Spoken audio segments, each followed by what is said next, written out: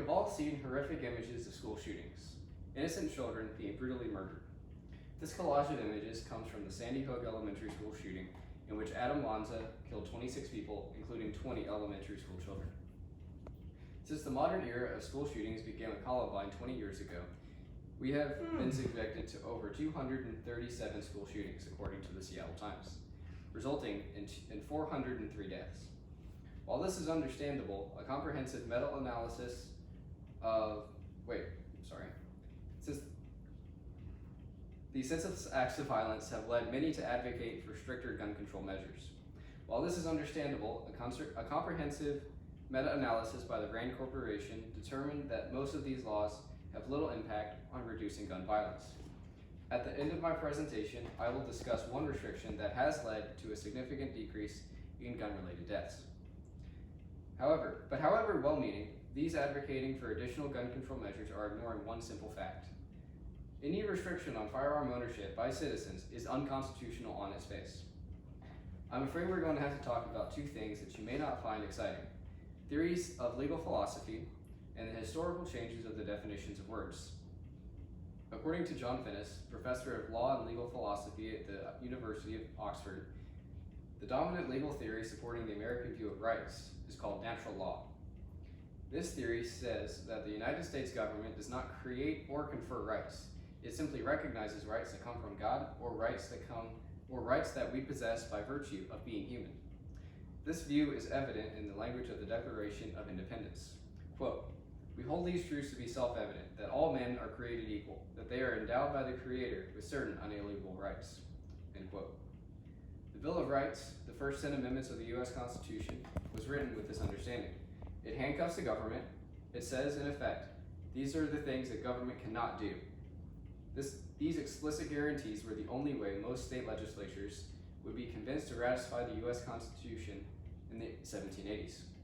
Civil libertarians have long defended freedom of speech, enshrined in the First Amendment, as being nearly unlimited.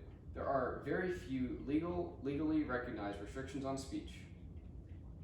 These restrictions represent the only acceptable limit on a human right, when the exercise of that right would interfere with somebody else's.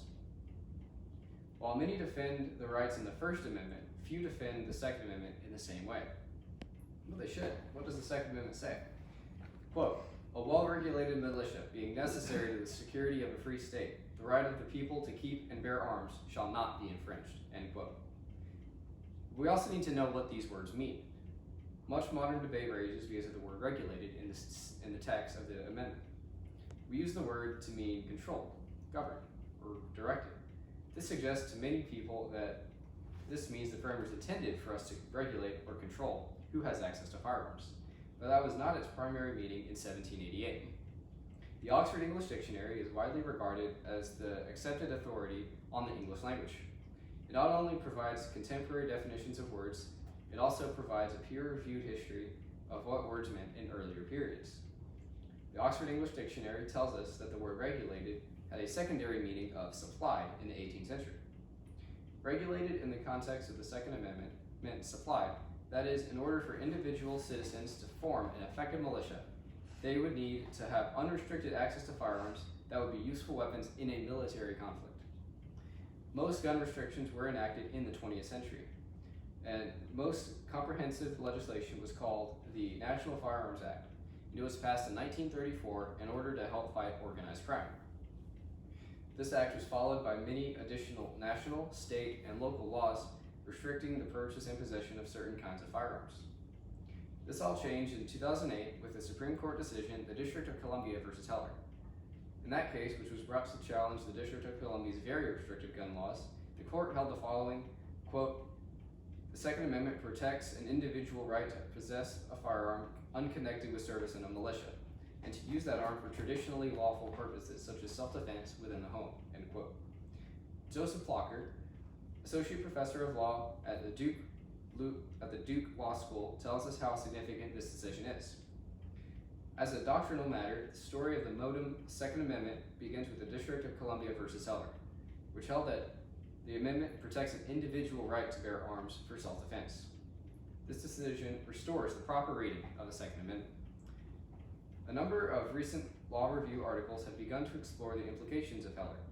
Joseph Sisman, writing in the University of Chicago Law Review, argues that the Second Amendment under Heller can only be restricted using the same criteria that allows for restrictions in the First Amendment. This means that there should be no restrictions on freedom of speech, neither should there be restrictions on the possession of firearms. 16 states have now lifted almost all restrictions on firearm ownership, and none of these states have seen any increase in gun-related violence. The RAND Corporation study cited earlier determined that lifting these restrictions led to a decrease in most categories of personal and property crime. But what about the children?